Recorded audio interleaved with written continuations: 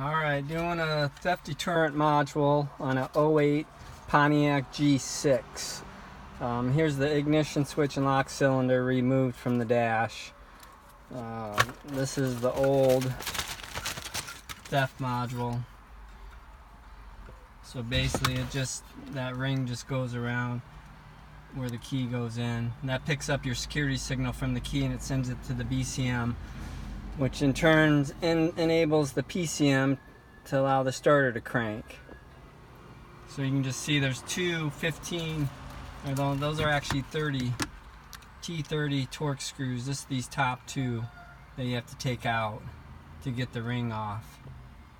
But to get the whole assembly out of this dash part, you got to take your cluster out.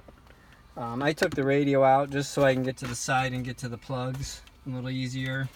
This green plug down here is your ignition switch, and that just unplugs from below. And this switch is going to be to the theft deterrent module. There's a little tab on the side there that you depress, and then you pull it out gently. Be careful not to break that. There's just a little tab right there. Just push that in, and then that'll unplug your theft deterrent module. But to get that out, you have to take your knee bolster and all that off, and then there's also a screw holding this panel in, one screw right here, and that'll allow that ignition switch to drop out of this hole down here.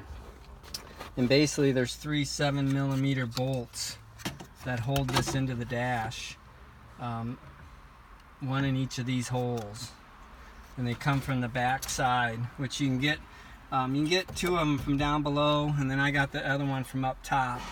But there's one here, here, and here coming in from the back side. And then, like I said, it'll drop out of there.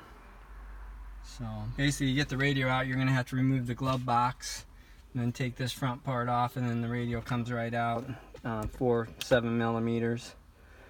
Cluster's pretty easy. There's just two T15 Torx that hold a screw in the bezel, and then the bezel snaps out. Take the top of your steering column covers off. And then there's four 7mm bolts that hold that cluster, and you just pull that out, and then you can access everything through that hole right down in there.